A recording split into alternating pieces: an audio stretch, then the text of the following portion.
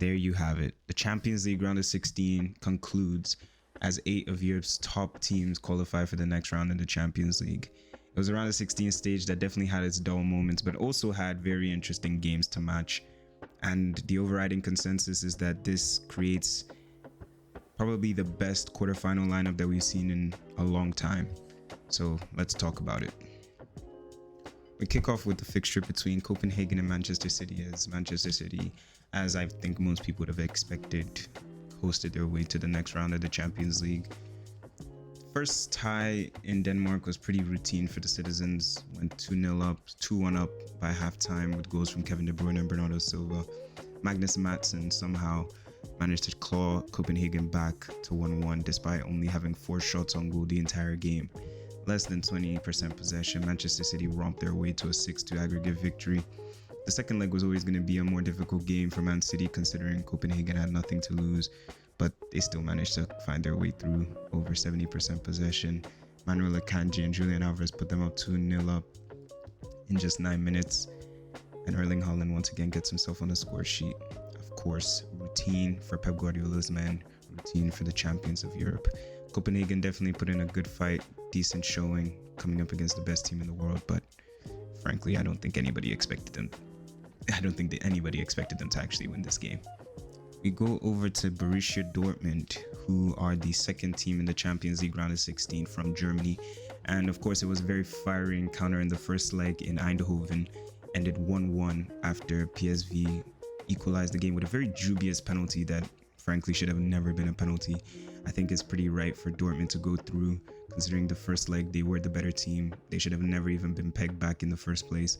And going back to the Signal Iduna Park, you always felt like Dortmund had the advantage. And that advantage showed just 3 minutes into the second leg, Jadon Sancho opening the scoring. And he's a player who looks like he's been rejuvenated, hasn't he? I mean, when you leave Manchester United, it seems like all your bad luck turns into good luck. And now Jadon Sancho has left the Man United team who's struggling in 6th place in the Premier League, and he's now going to the Champions League quarterfinals. Unfortunately for him, he picked up a hamstring injury. Let's hope that it's not too serious, but Dortmund and of course Marco Reus wrapping up the victory in the final minute of the game in the second leg. Borussia Dortmund into the quarterfinals of the Champions League for the first time since 2021. The next fixture as we go to Paris was PSG versus Real Sociedad, in which PSG were 4-1 winners on aggregate. Frankly, this game was a lot less competitive than I expected it to be.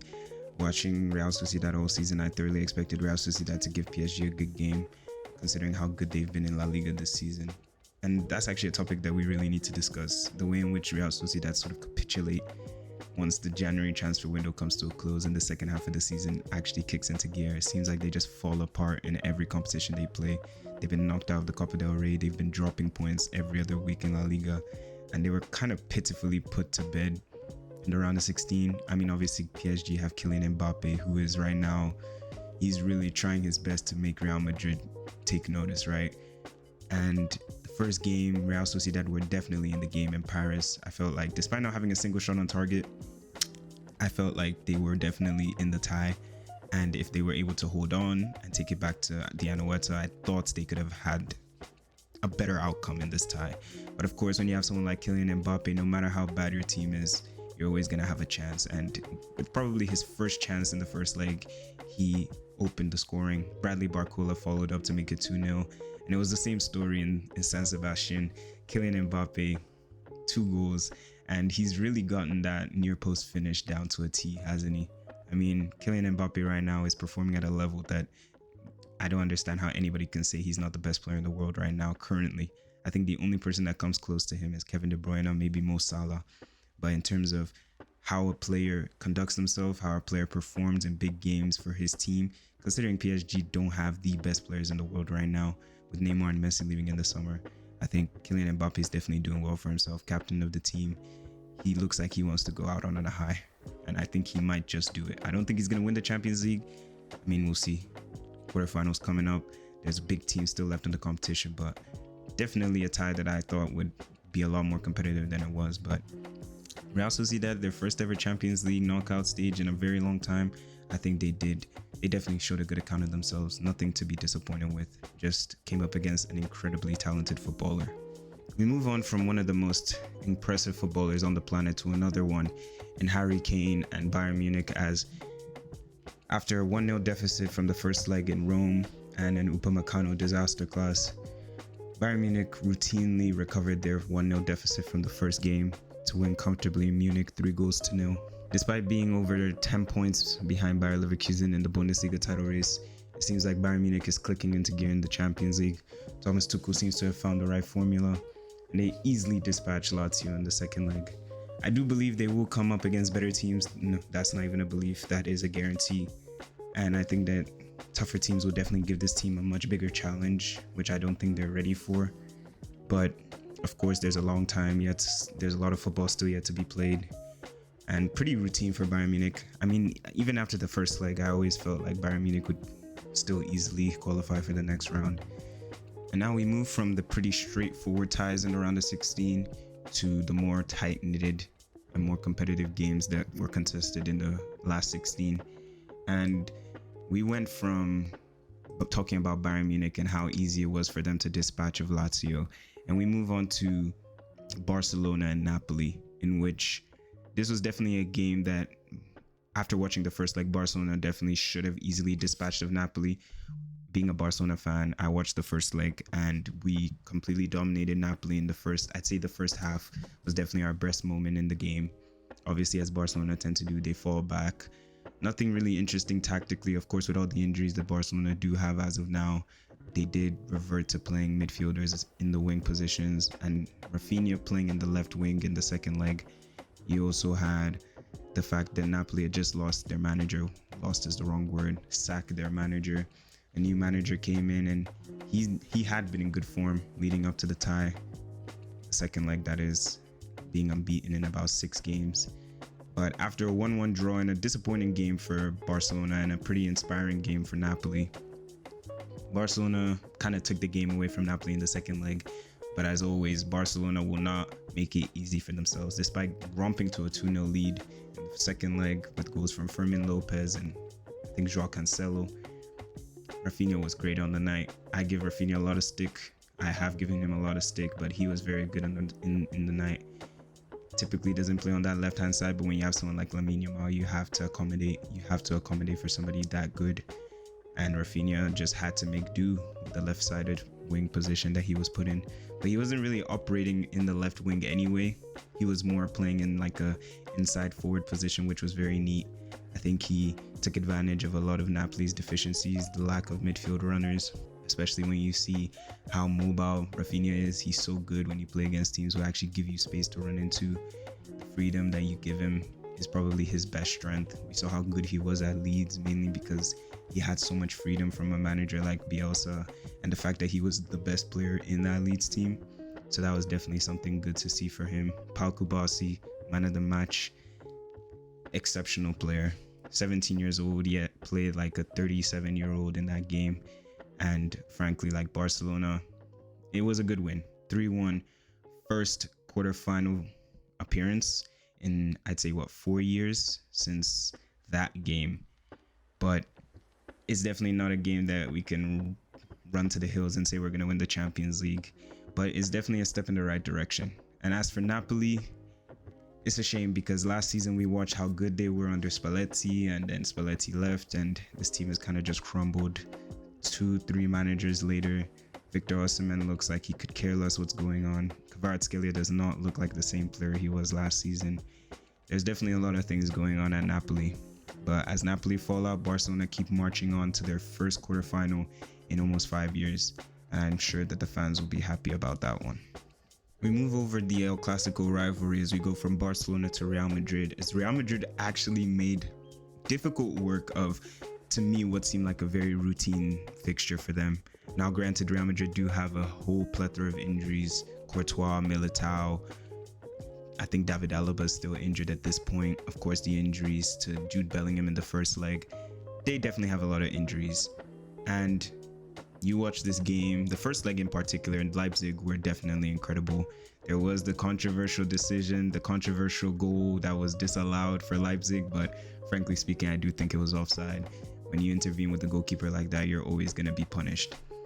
and Andre Lunin, who came in for Kepa Arrizabalaga and has continued to come in for Kepa Arrizabalaga after his pretty shady performances. And he was definitely man of the match. I think he made over 9 saves in the game and was the only reason why Real Madrid even left Germany with any sort of result. Brahim Diaz curled in an incredible solo goal to give them the advantage, a very undeserved advantage going into the second leg. Second leg came around at the Bernabeu, and to be honest, I think Leipzig gave a really good account of themselves. Marco Rose, former Mönchengladbach manager, continues to show why he's continues to be a very highly touted manager in Germany. Xavi Simons was exceptional on the night. I'm so happy to see that he's continued to increase his reputation in the game after leaving Barcelona at such a young age and joining PSG, where he's not really gotten a chance to stake his claim in the midfield. Despite probably being better than most of PSG's midfielders, he was exceptional.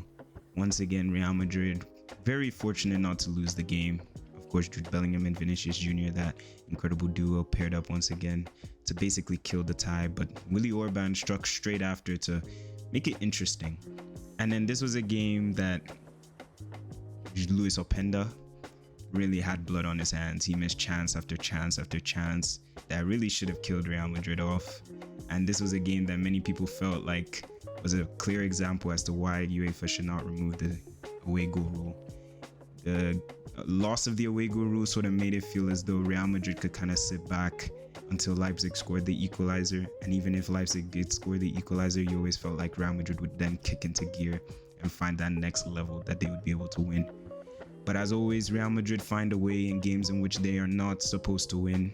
Champions League, La Liga, that's why they've won it 14 times. And going into the quarterfinals, nobody's going to want to face up against them, especially considering now they're going to have a lot of their previously injured players coming back.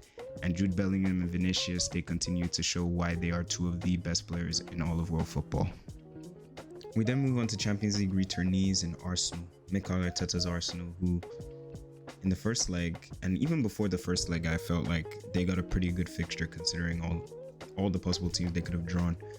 And even though I knew Porto were a decent team after our 2 games against them in the group stages, I still felt like Arsenal were going to get the best of them because Barcelona is not that good of a team. And just because Porto gave Barcelona a hard time doesn't mean that Porto is now a very good team that's going to beat a team as good as Arsenal.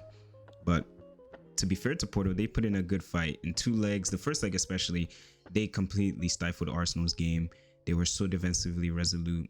We all know Conceição's game plan in most games, especially in European football. So defensively resolute, so good on the counterattack. But in the first leg, Porto restricted Arsenal to literally 0 shots on target, created chance after chance after chance, and probably should have gone into the second leg in London 2 or even 3 goals up. But alas, they were 1 goal up going into the second leg, and I thought Arsenal would do what they've been doing all season, and most recently, scoring goals and winning games comfortably. But they actually made a hard time of it, as they not only went to extra time, but they went all the way to penalties, as Leandro Trossard put them 1-0 up before the game then stifled and kind of meandered its way towards a penalty shootout. But going into the penalty shootout, I had a strong feeling that Arsenal was not going to lose.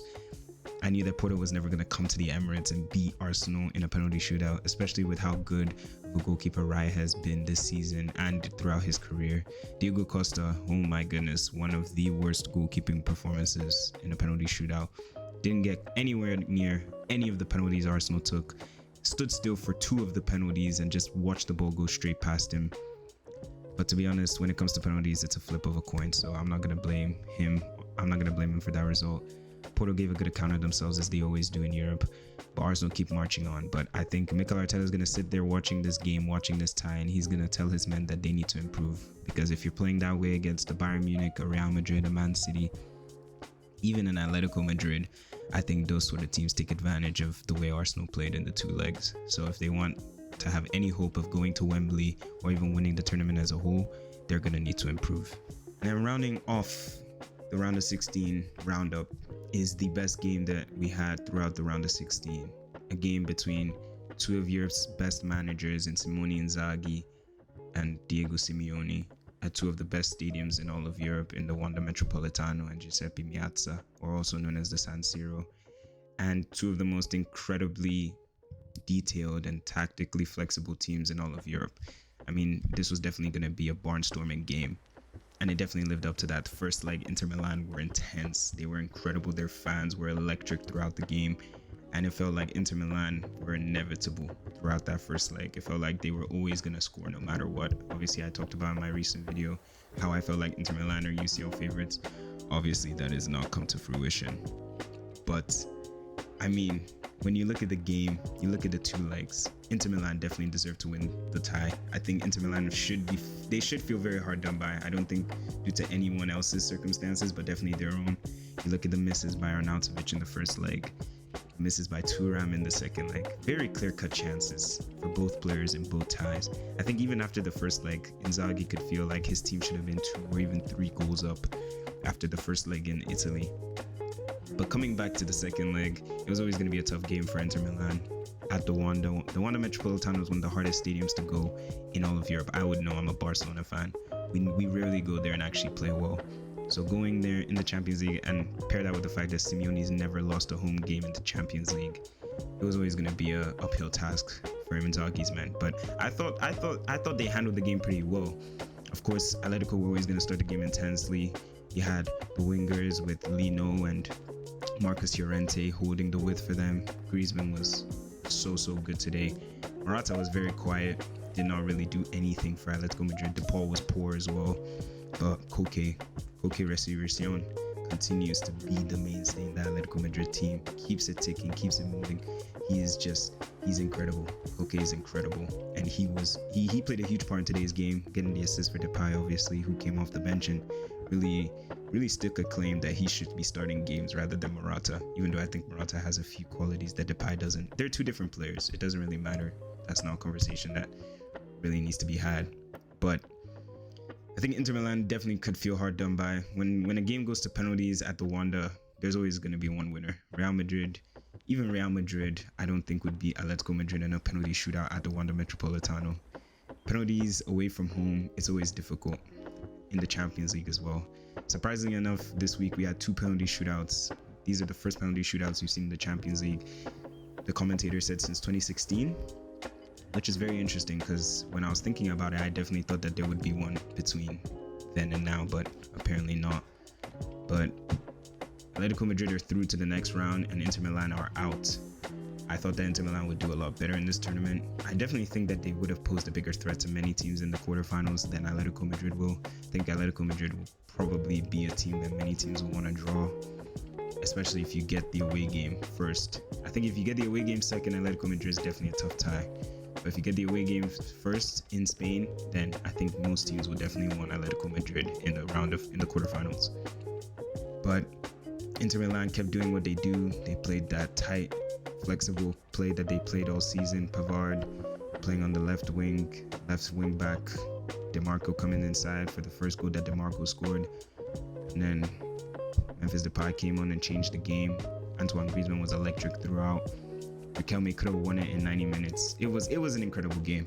Both games were incredible. Both ties were incredible. The fans really created a soundtrack to an incredible tie, incredible fixture. Laughs were shared. Tears were rolling down people's faces. It was great. That was what the Champions League is all about. And in a lineup of very, very poor fixtures and pretty dull games all around, I think Atletico Madrid versus Inter Milan definitely kept the Champions League feeling going in the round of 16. They definitely did do that. But going into the quarterfinals, and we have our final 8, this is a very good lineup. You have Arsenal, Real Madrid, Barcelona, Atletico Madrid, Borussia Dortmund, Paris Saint-Germain, Bayern Munich, and Manchester City. 8 of probably the best 10 teams in all of Europe. And it's going to be a very exciting games. Going to be exciting to watch for everybody involved, whether you support a team that's in the tournament or you're a neutral in itself. Many people at the start of the season were saying this is one of the worst Champions League seasons of all time. But now that you get to the quarterfinals and you see the teams left, I think those people are going to be changing their minds very quickly. As I'm recording this, the draw is not done. I hope Barcelona do not get a terrible draw. Honestly speaking, as long as we don't get Man City, I'm fine with anybody else. But everybody is going to be scared to get everybody. think unless you get Borussia Dortmund, you're going to be pretty upset with whoever you get. But that's the Champions League, right? You have to beat the best to be the best. And I still have my money on Man City winning the whole tournament now that Inter Milan is out. But it was a pretty dull round of 16, but I'm glad that after the international break, we get into some real football. Bring on the quarterfinals.